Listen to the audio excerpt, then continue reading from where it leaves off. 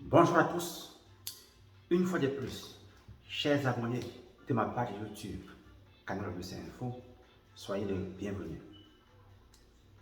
Ici sur cette page, nous accompagnons un immigrant à mieux s'installer sur cette page. Moi c'est Augustin, pour ceux qui ne me connaissent pas encore, s'il vous plaît, quand vous écoutez, prenez de la peine de liker les vidéos, partagez à vos proches. Et quant aux nouveaux sur cette page, s'il vous plaît, veuillez vous abonner et activer la cloche de notification. Au regard de la thématique de la journée, le thème central porte sur la DS 160. C'est quoi la DS 160? Qui a besoin de cette DS 160? Comment est-ce que cela fonctionne? Comment l'obtenir? Comment le sécuriser? Jusqu'à la fin. Sans toutefois tarder, nous commençons. Je vais commencer par dire que la DS 160 concerne un non-immigrant qui applique pour l'obtention d'un visa pour voyager aux États-Unis. S'il vous plaît, première erreur à ne pas commettre. Il faut savoir distinguer la DS 160 à la DS 260. La DS 160, ça concerne le thème de la journée. C'est pour l'application d'un visa non immigrant. Visa de court séjour. Vous partez pour une cause bien précise et vous rappelez. La DS 260, c'est juste pour ceux qui font l'application du visa d'immigration. Quand vous faites la loterie et que vous êtes sélectionné, vous utilisez le formulaire DS 260. Si vous voulez aller aux États-Unis pour visiter votre frère, pour participer à une conférence, vous avez besoin de la DS 160. Donc, il ne faut pas que les gens font des erreurs à ce niveau. Donc, pour la thématique de la journée, la DS 160, je vais commencer par dire que qui a besoin de la DS 160? C'est tout individu appliquant pour un visa non immigrant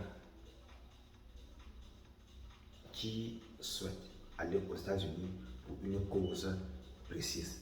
Peut-être pour des raisons de tourisme, du business, question, je ne sais pas, des études. Et aussi, ça peut aussi être pour une question de work visa, donc c'est-à-dire un visa de travail. Pour le cadre de visa de travail, pour ceux qui font l'application étant hors des États-Unis, j'aurai à faire un thème spécial pour cela. Et je vais aussi dire que, au regard de la thématique, ce que je vais ajouter d'abord en passant est que quand vous avez la DS 160, comment est-ce que vous l'obtenez? Vous allez dans le site de l'ambassade de votre pays. C'est-à-dire, vous allez dans usembassy.gov ou bien vous pouvez aussi partir dans le site du département d'État, vous appelez ça département of state en anglais, c'est travel.state.gov. Les deux sites en question convergent vers le même dénominateur commun. Ce dénominateur commun aujourd'hui, c'est la DS 160. Il y a un lien pour arriver sur les deux. Vous ouvrez n'importe quel, il y a le lien, il y a toujours l'option pour y arriver. Ça se combine, sans que vous ne sachiez.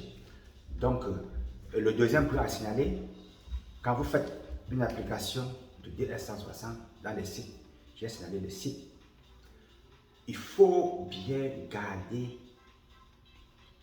l'application Nomba.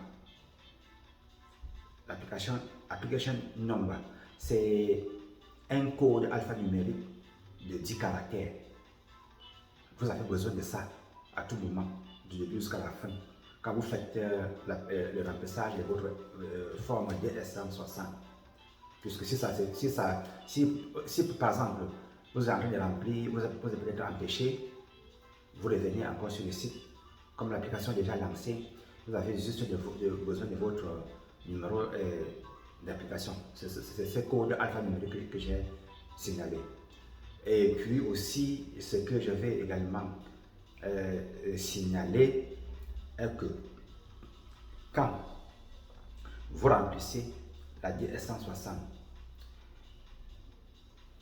DS160, il y a un point très important, erreur à ne pas commettre, point très important. L'erreur que vous pouvez faire, c'est de partir, que ça peut vous coûter, c'est commettre l'erreur en mettant vos données, vos informations démographiques. Vous êtes en train de faire des choses, vous ratez votre nom, vous ratez votre date de naissance, vous ratez le numéro de passeport. Cela doit s'écrire minutieusement et bien. C'est des erreurs. Ça, c'est des erreurs biographiques. C'est des erreurs à ne pas commettre. Le passeport doit être là à côté de vous. Vous regardez, caractère par caractère, vous mettez. Et je vais aussi signaler, puisque je suis en train de donner les conseils pour bien faire la DS160, il y a maintenant aussi un point très important. Qu'est-ce qui se passe quand vous avez fait votre DS160 et que c'est perdu? Puisque quand vous remplissez, vous soumettez, vous devez imprimer la page de confirmation pour aller à l'interview. Ça, c'est incontournable. Sans ça, vous aurez le problème à l'interview. Vous allez faire comment? On doit vous identifier comment? Comment retrouver la DS160 qui est perdue? Ça doit être imprimé. Qu'est-ce que vous faites? Vous partez dans le site du consulat de votre pays, comme j'ai signalé avant. Vous cherchez à mettre le... Donc, j'ai dit que si vous perdez votre page de confirmation, vous partez dans le site, comme j'ai signalé au départ, vous mettez votre numéro d'application. C'est ça que j'ai appelé un caractère de 10 chiffres. Vous mettez cela, la page s'ouvre, vous imprimez la page de confirmation, vous imprimez. C'est comme ça que cela se passe. Et puis, ce que je veux aussi signaler, quelle est la prochaine étape à faire quand vous soumettez votre DS160? Qu'est-ce que vous faites? Vous payez les frais. Donc, il y a les frais à payer. Ils appellent ça visa fee.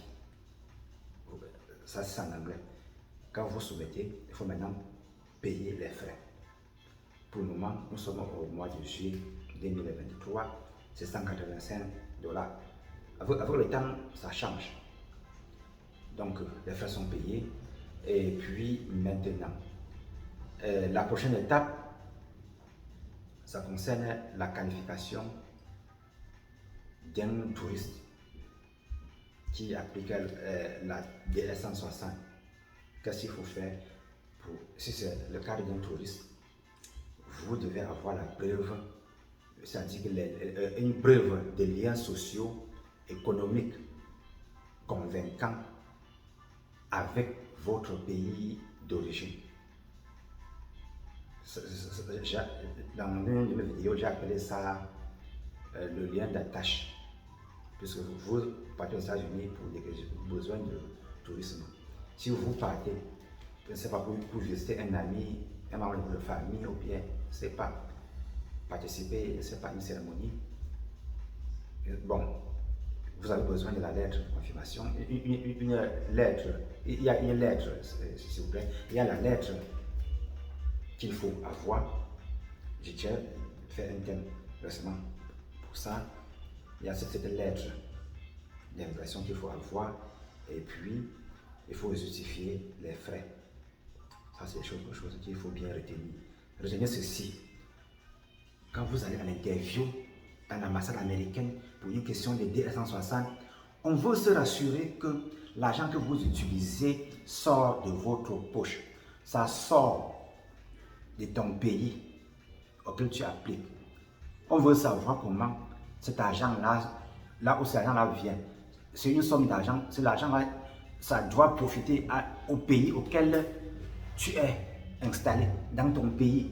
Ce n'est pas que tu veux par exemple aller aux États-Unis visiter, je ne sais pas, ton frère dans la famille, que ton frère te fait tout. Non, ça ne donne pas. Il faut être en mesure de justifier au moment de l'interview la source de ton financement. On doit voir ce que tu fais, la source de ton argent. Pas que ta personne aux États-Unis doit courir derrière toi pour dire que prends ceci et cela. Non, ce n'est pas comme ça. Et la chose aussi, ce que je veux aussi signaler, quand vous avez la DS-160, pour un cadre de famille, si vous voulez par exemple voyager en famille de 2, 3, 4 personnes, s'il vous plaît, rassurez-vous que vous soumettez une application pour chaque membre de famille. La suite, ce que je vais aussi signaler, est pour le côté de la DS que vous avez soumis et que vous voyez qu'il y a erreur. Après 2 jours, je ne sais pas, une journée, 2 journées, 3 jours, vous constatez qu'il y avait erreur. Qu'est-ce que vous faites? Vous partez dans le site du département d'État, vous reprenez l'application. Si par exemple il y a une erreur au niveau des photos, vous faites l'application normalement et arrivé au niveau des photos, vous mettez la meilleure photo, puisque si la photo n'est pas bonne, on ne peut pas vous accepter à l'interview. Je ne sais pas, la photo doit aller, ça doit remplir les critères. Au cas contraire, vous ne pouvez pas aller loin avec ça. Donc, voilà comment ça se corrige s'il y a erreur, quand vous avez déjà soumis. Et puis, aussi, la suite, ce qu'il faut aussi signaler, quand est-ce que vous soumettez votre forme? Vous soumettez la forme quand vous avez fait l'application. Combien de fois est-ce que vous pouvez modifier s'il y a erreur? Est-ce qu'on peut modifier, c'est pas 1 fois, 2 fois, 100 fois? Chaque fois que vous voyez qu'il y a erreur et que vous avez déjà programmé votre interview, vous le faites avant le jour de votre interview, vous imprimez la nouvelle page de confirmation. Ça, c'est très important. Quand vous apportez une modification, il faut imprimer la nouvelle page de confirmation pour l'interview. La suite aussi, la validité de la DS-160, le plus souvent, quand vous êtes en train de faire l'application, donc c'est des sites très sécurisés, si vous mettez plus de, je ne sais pas, ça fait de 20 à 30 secondes d'inactivité, alors la page se ferme complètement, ça se ferme. On s'entend que ça peut être un robot, il y a quelqu'un qui est en train de manipuler quelque chose. Donc, comme je signale, la validité de la DS, c'est en principe, il faut faire l'application, vous sauvegarder, mais ça ne doit pas dépasser une durée de 30 jours. Au cas contraire, vous serez obligé de faire, ils appellent ça en anglais start over. C'est-à-dire que vous avez fait un truc à un certain niveau, vous avez perdu le fil et vous reprenez au départ. Donc c'est ça, vous appelez ça start over the application. Vous reprenez encore. Et la dernière chose que je vais signaler est que au regard de la DS-160, ce qu'il faut retenir avant de clore la thématique, rassurez-vous que les informations que vous mettez dans votre DS sont justes. Parce qu'il ne faudrait pas que vous allez à l'interview, on vous pose les questions et puis on va vous donner, je ne sais pas, une information qui ne correspond pas à ce qui est dans votre DS160. C'est ça que je tenais à signaler avant de clore la thématique de la journée. S'il vous plaît, si vous trouvez cette vidéo intéressante, veuillez partager à vos proches, partager dans les forums et portez-vous bien, chers abonnés. Je vous aime bien. À la prochaine. Ciao.